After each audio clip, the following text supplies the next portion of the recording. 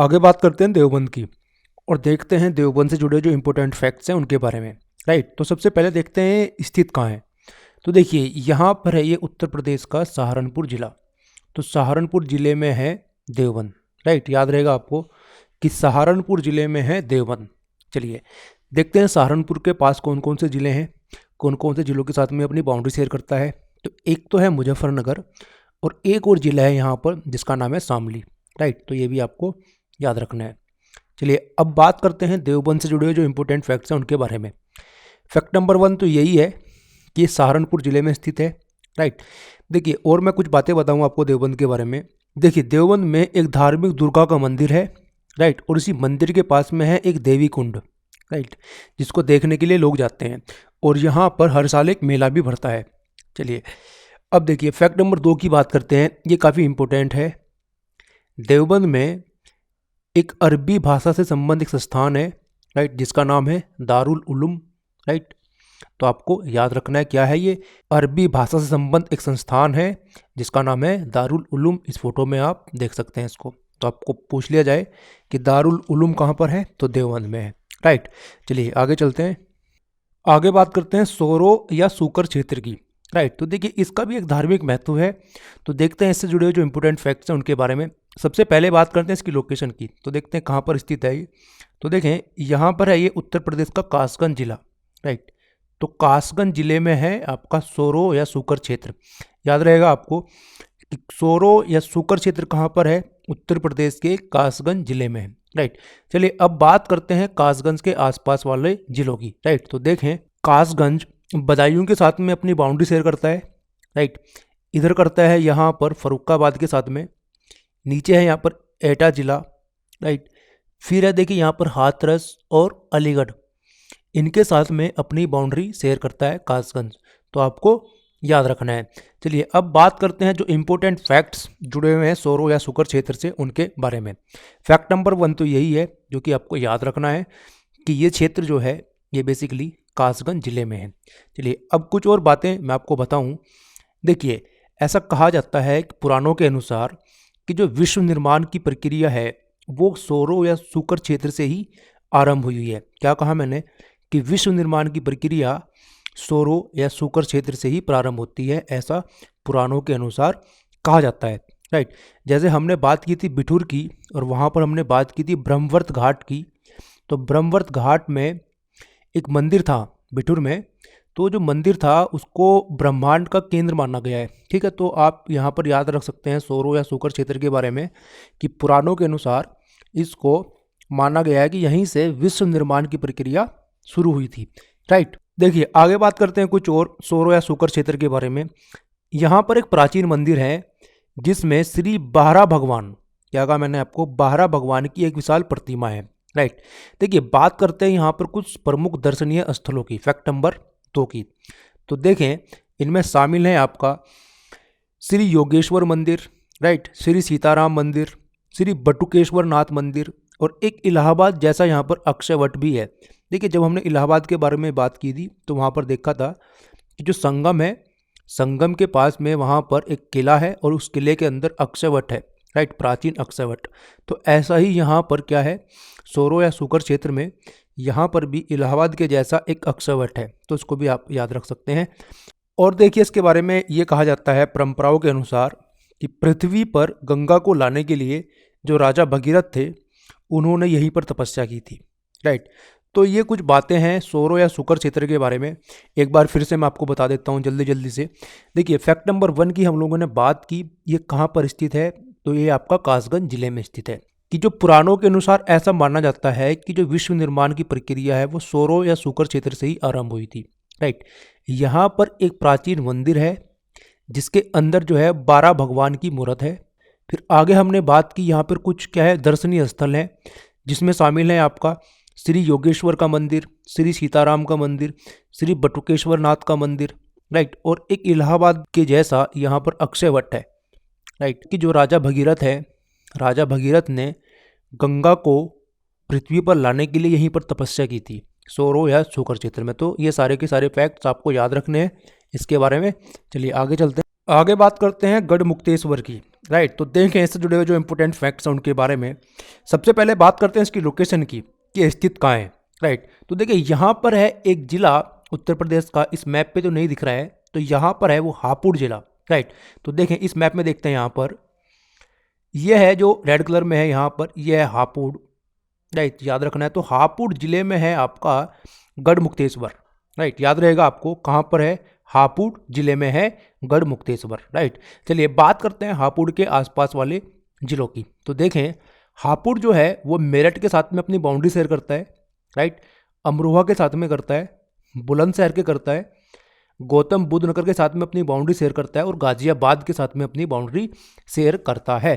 ठीक है, तो ये भी आपको याद रखना है। अब बात करते हैं जो फैक्ट्स हैं गढ़मुक्तेश्वर से जुड़े हुए उनके बारे में। राइट, तो फैक्ट नंबर 1 तो यही है कि ये हापुड़ जिले में स्थित है, और नदी का नाम पूछा जाए तो गंगा के तट पर है। राइट, तो आपको याद रखना है कि हापुड़ जिले में स्थित है गढ़मुक्तेश्वर और गंगा नदी के तट पर है। देखिए महाभारत काल में जो हस्तिनापुर था, हस्तिनापुर का एक मोहल्ला हुआ करता था गढ़मुक्तेश्वर। राइट, तो ये भी आप इसके बारे में याद रख सकते हैं। चलिए बात करते हैं फैक्ट नंबर 2 की। देखिए जो गढ़मुक्तेश्वर है यहाँ पर एक प्राचीन मंदिर है। राइट, गढ़मुक्तेश्वर शिव का मंदिर, जो शिव भगवान है, गढ़मुक्तेश्वर शिव का मंदिर है यहाँ पर। तो जो मंदिर है गढ़मुक्तेश्वर शिव का मंदिर, इसी के पास में एक झारखंडेश्वर नाम का शिवलिंग है। राइट, तो आपको याद रखना है यहाँ पर एक शिव का मंदिर है गढ़मुक्तेश्वर में, और उसी के पास में यहाँ पर एक प्राचीन है झारखंडेश्वर शिवलिंग। राइट, तो देखिए ये फैक्ट्स हैं गढ़मुक्तेश्वर के बारे में जो कि आपको याद रखने हैं। राइट, पहला इसकी लोकेशन याद रखनी है, हापुड़ जिले में है, गंगा नदी के तट पर है। महाभारत काल में ये हस्तिनापुर का एक मोहल्ला हुआ करता था, और यहाँ पर एक प्राचीन शिव मंदिर है, और वहीं पर है एक झारखंडेश्वर शिवलिंग। राइट, चलिए आगे चलते हैं, आगे बात करते हैं मगहर के बारे में। देखिए मगहर का भी एक धार्मिक महत्व है। राइट, तो देखते हैं इसके बारे में, इससे जुड़े हुए जो इंपॉर्टेंट फैक्ट्स हैं उनके बारे में बात करते हैं। देखिए सबसे पहले देखते हैं कि ये इसकी लोकेशन कहाँ है। राइट, तो देखें यहाँ पर है उत्तर प्रदेश का संत कबीर नगर। तो संत कबीर नगर में स्थित है आपका मगहर। याद रखना है आपको इसकी लोकेशन के बारे में कि संत कबीर नगर में स्थित है मगहर। राइट, चलिए अब बात करते हैं संत कबीर नगर के आसपास वाले जिलों की, कौन कौन से जिलों के साथ में ये अपनी बाउंड्री शेयर करता है। तो देखिए सिद्धार्थ नगर है ऊपर, सिद्धार्थ नगर के साथ में अपनी बाउंड्री शेयर करता है। इधर है यहाँ पर गोरखपुर। राइट, अंबेडकर नगर है और बस्ती है। तो इन जिलों के साथ में संत कबीर नगर अपनी बाउंड्री शेयर करता है, तो इनको भी आपको दिमाग में रखना है। चलिए अब बात करते हैं जो इम्पोर्टेंट फैक्ट्स हैं संत कबीर नगर में स्थित मगहर के बारे में। देखें फैक्ट नंबर 1 तो यही है कि कहाँ पर स्थित है, ये आपको भूलना नहीं है बिल्कुल भी। उत्तर प्रदेश के जिले संत कबीर नगर में स्थित है मगहर। राइट, बात करते हैं फैक्ट नंबर 2 की। देखिए जो संत कबीर हुए हैं मध्यकाल के, उनके महाप्रयाण से संबंधित है यह स्थल मगहर। राइट, इसका मतलब ये हुआ है कि संत कबीर है, राइट, वो कहाँ पर हुआ है, वो मगहर में हुआ है। देखिए इससे जुड़ी हुई एक कहानी है, वो मैं आपको बताता हूँ। देखिए जो संत कबीर हैं उन्होंने अपना जीवन व्यतीत किया, पूरा जीवन व्यतीत किया काशी में, वाराणसी में।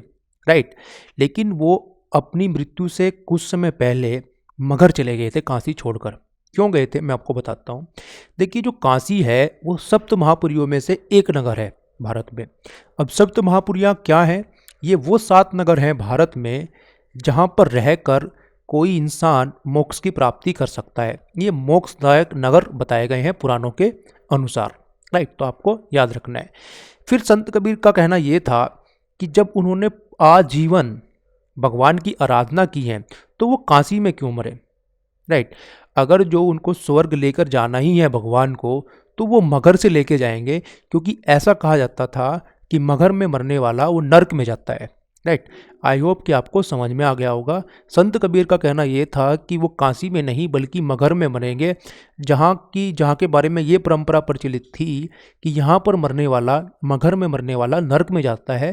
तो इसी कारण से संत कबीर ने काशी छोड़ी और वो अपने जीवन काल के अंत समय में मगहर आ गए और वहाँ पर उनका शरीर पूरा हुआ। राइट, तो ये आपको याद रखना है। बात करते हैं फैक्ट नंबर 3 की। तो देखें इनको हिंदू मुस्लिम एकता का प्रतीक माना जाता है। कैसे, देखिए, जब ऐसा कहा जाता है कि जब मगहर में इनका शरीर रखा हुआ था, इनका पार्थिव शरीर रखा हुआ था, तो देखिए कबीर को मानने वाले लोग हिंदू भी थे और मुस्लिम भी थे, राइट। तो जो उनका पार्थिव शरीर रखा हुआ था उसको लेकर विवाद उत्पन्न हुआ हिंदुओं में और मुसलमानों में। कैसे? जो हिंदू थे वो अपने रीति रिवाजों के तहत संत कबीर का अंतिम संस्कार करना चाहते थे, राइट। और इसी प्रकार से जो मुस्लिम थे वो भी अपने रीति रिवाजों के तहत उनको दफनाना चाहते थे। तो ये विवाद उत्पन्न हुआ और साथ ही साथ में इधर रखा हुआ है पार्थिव शरीर संत कबीर का। तो जैसे ये विवाद चल रहा था तो इसी बीच में हुआ क्या, ऐसा कहा जाता है कि संत कबीर का जो पार्थिव शरीर है वो कुछ देर बाद फूलों में तब्दील हो गया, राइट। वहाँ पर उनका शरीर पाया ही नहीं। क्या पाया? वहाँ पर कुछ फूल पाए। तो फिर क्या हुआ कि जो हिंदू हैं हिंदुओं ने वहाँ से कुछ फूल उठाए, ऐसे ही जो मुस्लिम हैं उन्होंने वहाँ से कुछ फूल उठाए और उन फूलों का दोनों संप्रदाय ने अपने अपने हिसाब से अंतिम संस्कार किया। ठीक है, तो आपको याद रखना है। इस प्रकार से हम देखते हैं कि जो मगहर है वहाँ पर, जहाँ पर संत कबीर का शरीर पूरा हुआ था, वहाँ पर एक मंदिर है जो हिंदुओं ने बनाया संत कबीर के लिए, राइट। और वहीं पर उसके सामने मुस्लिमों के द्वारा बनाई गई संत कबीर के लिए एक मजार भी है, राइट। तो इनको एक हिंदू मुस्लिम एकता का प्रतीक माना जाता है संत कबीर को। इनके बारे में आपको याद रखना है। तो देखें, ये कुछ फैक्ट्स हैं जिनके बारे में हमने बात की जो कि संबंधित है मगहर से। देखिए एक बार फिर से देख लेते हैं हम लोगों ने क्या देखा। हमने सबसे पहले इसकी लोकेशन देखी मगहर की, कहाँ पर स्थित है, ये संत कबीर नगर में स्थित है, राइट। याद रहेगा आपको। मगहर किस लिए फेमस है ये देखते हैं। देखिए जो संत कबीर हुए हैं उनका महाप्रयाण स्थल है, बेसिकली उनका शरीर यहाँ पर पूरा हुआ था, राइट। याद रहेगा आपको। और एक और फैक्ट नंबर 3, इनको हिंदू मुस्लिम एकता का प्रतीक माना जाता है, राइट। चलिए ये फैक्ट्स आपको याद रखने हैं। आगे चलते हैं, आगे बात करते हैं शुक्रताल की। देखिए शुक्रताल का भी एक धार्मिक महत्व है, देखते हैं। इससे जुड़े हुए जो इंपॉर्टेंट फैक्ट्स हैं उनके बारे में बात करते हैं। सबसे पहले इसकी लोकेशन देखते हैं कहाँ पर स्थित है उत्तर प्रदेश में। तो देखें यहाँ पर है मुजफ्फरनगर जिला उत्तर प्रदेश का। तो मुजफ्फरनगर में स्थित है शुक्रताल। याद रहेगा आपको कहाँ पर स्थित है शुक्रताल, ये मुजफ्फरनगर जिले में है, राइट। चलिए बात करते हैं मुजफ्फरनगर के आसपास वाले जिलों की। देखिए उत्तर में इसकी बाउंड्री टच होती है सहारनपुर से, राइट। यहाँ पर बिजनौर है, बिजनौर के साथ में अपनी बाउंड्री शेयर करता है मुजफ्फरनगर। मेरठ के साथ में करता है, बागपत के साथ में करता है, और यहाँ पर एक ज़िला है शामली, शामली के साथ में भी करता है। तो आपको याद रखना है, राइट। चलिए अब हम बात करते हैं जो फैक्ट्स हैं शुक्रताल से संबंधित उनके बारे में। चलिए देखते हैं। सबसे पहला फैक्ट नंबर 1 तो यही है कि ये कहाँ पर स्थित है, तो ये मुजफ्फरनगर में स्थित है, याद रखना है आपको। आगे बात करते हैं फैक्ट नंबर 2 की। देखिए ऐसा कहा जाता है कि जो महर्षि शुक्राचार्य हुए हैं उन्होंने राजा परीक्षित को भागवत कथा शुक्रताल में ही सुनाई थी, राइट। याद रखना है आपको। अब राजा परीक्षित कौन है? राजा परीक्षित है अभिमन्यु के पुत्र और पांडवों के पौत्र, राइट। तो इनको महर्षि शुक्राचार्य ने भागवत कथा यहीं पर सुनाई थी। तो ये कुछ फैक्ट्स हैं जो कि शुक्रताल से संबंधित है, इनके बारे में आपको याद रखना है। एक छोटा सा फैक्ट और याद रख सकते हैं आप इसके बारे में, वो ये है कि देखिए शुक्रताल में हर महीने यहाँ पर एक भागवत सप्ताह का आयोजन किया जाता है। क्या? शुक्रताल में हर महीने भागवत सप्ताह का आयोजन किया जाता है, राइट। चलिए आगे चलते हैं। अब बात करते हैं गोरखपुर की। देखिए गोरखपुर का भी एक ऐतिहासिक महत्व है, देखते हैं इसके बारे में। इससे जुड़े हुए जो इंपॉर्टेंट फैक्ट्स हैं उनके बारे में बात करते हैं, राइट। चलिए सबसे पहले बात करते हैं इसके लोकेशन की। तो देखें यहाँ पर स्थित है ये गोरखपुर, राइट। गोरखपुर जिला उत्तर प्रदेश का यहाँ पर स्थित है, राइट। तो याद रखिएगा आप।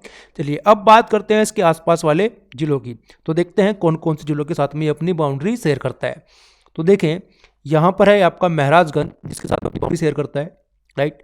कुशीनगर, देवरिया इसके साथ में बाउंड्री शेयर करता है, मऊ के साथ में करता है, आजमगढ़ के साथ में करता है अपनी बाउंड्री शेयर, अंबेडकर नगर के साथ में करता है, संत कबीर नगर के साथ में अपनी बाउंड्री शेयर करता है, और सिद्धार्थ नगर के साथ में अपनी बाउंड्री शेयर करता है गोरखपुर। तो इनको भी आप याद रख सकते हैं कि गोरखपुर कौन कौन से जिलों के साथ में अपनी बाउंड्री शेयर करता है। चलिए अब बात करते हैं इंपॉर्टेंट फैक्ट्स की जो कि संबंधित है आपका गोरखपुर से। चलिए सबसे पहला फैक्ट ये है, काफ़ी इंपॉर्टेंट है। देखिए जो गोरखपुर है ये राप्ती नदी के किनारे बसा हुआ है। क्या याद रखना है आपको? कि गोरखपुर राप्ती नदी के किनारे बसा हुआ है। फैक्ट नंबर 2 की बात करते हैं। भारत का एक धार्मिक मासिक पत्र है जिसका नाम है कल्याण। राइट, क्या बताया मैंने आपको कि भारत का एक धार्मिक मासिक पत्र है जिसका नाम है कल्याण। तो कल्याण का प्रकाशन जो है वो गोरखपुर से ही होता है। राइट, याद रखना है आपको। और उसका जो प्रकाशक है वो है गीता प्रेस, जो कि गोरखपुर में स्थित है। अब गीता प्रेस के बारे में शायद आप जानते होंगे। गीता प्रेस क्या है? ये धार्मिक पुस्तकों के एक प्रसिद्ध प्रकाशक हैं। तो गीता प्रेस ही प्रकाशन करती है कल्याण का। तो कल्याण क्या है? ये भारत का एक धार्मिक मासिक पत्र है। राइट, याद रखना है आपको। आगे बात करते हैं फैक्ट नंबर 3 की। देखिए, जो बाबा गोरखनाथ हुए हैं उनका एक मंदिर यहाँ पर स्थित है। वो दर्शनीय स्थल है बेसिकली। और जो बाबा गोरखनाथ हैं उनकी ये तपोभूमि भी रही है, तपस्थली भी उनकी रही है। क्या? गोरखपुर। राइट, याद रखना है। और जो नाथ संप्रदाय है, नाथ संप्रदाय, उनकी यहाँ पर सिद्धपीठ भी है। तो क्या क्या बात की हमने, एक बार फिर से देख लेते हैं। देखें, देखिए, सबसे पहले इसकी लोकेशन हम लोगों ने देखी। उसके बाद हमने कहा कि ये राप्ती नदी के किनारे बसा हुआ है, नंबर 1 फैक्ट। दूसरा, भारत का एक धार्मिक मासिक पत्र है जिसका नाम है कल्याण। तो कल्याण का प्रकाशन जो है वो गोरखपुर से ही होता है। और उसका प्रकाशक कौन है? तो वो है गीता प्रेस। राइट, याद रखना है। फिर ये संबंधित है आपका बाबा गोरखनाथ से। बाबा गोरखनाथ का एक मंदिर स्थित है। राइट, और यहीं पर जो नाथ संप्रदाय है उसकी एक सिद्धपीठ भी स्थित है। राइट, तो याद रहेगा आपको। चलिए आगे चलते हैं। आगे बात करते हैं काकंडी की। देखिए, काकंडी के बारे में देखते हैं कि क्या प्रसिद्ध है। सबसे पहले देखते हैं इसकी लोकेशन कहाँ पर स्थित है। तो ये है उत्तर प्रदेश का यहाँ पर देवरिया जिला। तो देवरिया जिले में स्थित है आपका काकंडी, याद रखना है आपको। चलिए बात करते हैं देवरिया के आसपास वाले जिलों की। तो देखें, देवरिया अपनी बाउंड्री शेयर करता है कुशीनगर के साथ में, राइट, गोरखपुर के साथ में, मऊ के साथ में और बलिया के साथ में। याद रहेगा आपको कि देवरिया के आसपास कौन कौन से ज़िले हैं, कौन कौन से ज़िलों के साथ में ये अपनी बाउंड्री शेयर करता है। तो देखें, कुशीनगर, गोरखपुर, मऊ और बलिया। और इधर क्या है? इधर है आपका बिहार। राइट, चलिए अब बात करते हैं जो फैक्ट्स हैं काकंडी से जुड़े हुए उनके बारे में। नंबर 1 फैक्ट तो आपको यही याद रखना है कि काकंडी कहाँ पर स्थित है? देवरिया जिले में है। देखिए, काकंडी का जैन धर्म से कुछ संबंध है। तो देखते हैं क्या है। काकंडी में जो 9वें जैन तीर्थंकर हुए हैं जिनका नाम है सुविधानाथ, इनका जन्म हुआ है। राइट, तो देखिए काकंडी के बारे में यही इंपॉर्टेंट है, आपको याद रखना है। नंबर 1 कि कहाँ पर स्थित है, आपको बताना है कि देवरिया में स्थित है। नंबर 2, यहाँ पर जैन तीर्थंकर, जो 9वें जैन तीर्थंकर है जिनका नाम है सुविधानाथ, उनका जन्म हुआ है। राइट, आगे चलते हैं और अब बात करते हैं पावा नगर की। देखिए, इसका भी धार्मिक महत्व बहुत ज़्यादा है। देखते हैं इसके बारे में, जो इंपॉर्टेंट फैक्ट्स हैं उनके बारे में बात करते हैं। चलिए सबसे पहले बात करते हैं इसकी लोकेशन की। तो देखें ये उत्तर प्रदेश में कहाँ पर स्थित है। तो जो पावा नगर है ये है बेसिकली आपका कुशीनगर जिले में स्थित। तो यहाँ पर है ये उत्तर प्रदेश का कुशीनगर जिला। तो इसमें स्थित है पावा नगर। इसकी लोकेशन आपको भूलनी नहीं है, याद रखनी है। राइट, चलिए अब बात करते हैं कुशीनगर के आसपास वाले जिलों की। तो देखें कुशीनगर कौन कौन से जिलों के साथ में अपनी बाउंड्री शेयर करता है। तो देखें यहाँ पर है महराजगंज जिला, राइट, जिसके साथ में अपनी बाउंड्री शेयर करता है। गोरखपुर के साथ में करता है और देवरिया के साथ में अपनी बाउंड्री शेयर करता है। तो इसको भी आपको याद रखना है। चलिए अब बात करते हैं जो इंपॉर्टेंट फैक्ट्स हैं पावा नगर से जुड़े हुए उनके बारे में। तो फैक्ट नंबर 1 तो यही है कि कहाँ पर स्थित है ये। तो ये है उत्तर प्रदेश के कुशीनगर में स्थित। याद रहेगा आपको, भूलना नहीं है बिल्कुल भी कि पावा नगर कहाँ पर स्थित है। ये कुशीनगर में स्थित है। आगे बात करते हैं फैक्ट नंबर 2 की। देखिए ये काफ़ी इंपॉर्टेंट है और इसी कारण से पावा नगर फेमस भी है। देखते हैं, देखिए जो महावीर जैन हैं, जैन धर्म के 24वें तीर्थंकर जो हैं आपके महावीर जैन, उन्होंने 468 ईसा पूर्व में यहीं पर पावा नगर में ही अपने शरीर को त्यागा था। राइट, याद रखना है आपको कि महावीर जैन का शरीर पूरा कहाँ पर हुआ था।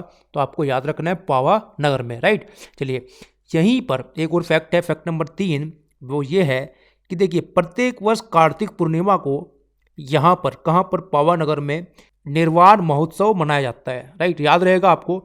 तो ये कुछ फैक्ट्स हैं पावा नगर से जुड़े हुए जिनको आपको भूलना नहीं है। पहला आपको याद रखना है कि कुशीनगर में स्थित है। और उससे आगे हमने बात की कि जो महावीर जैन है उन्होंने 468 ईसा पूर्व में पावा नगर में ही अपने शरीर को त्यागा था। राइट, प्रत्येक कार्तिक पूर्णिमा को पावा नगर में निर्वाण महोत्सव मनाया जाता है। ठीक है, तो ये सारे फैक्ट्स आपको याद रखने हैं पावा नगर के बारे में। चलिए आगे चलते हैं। अब आगे बात करते हैं हम लोग बहराइच की।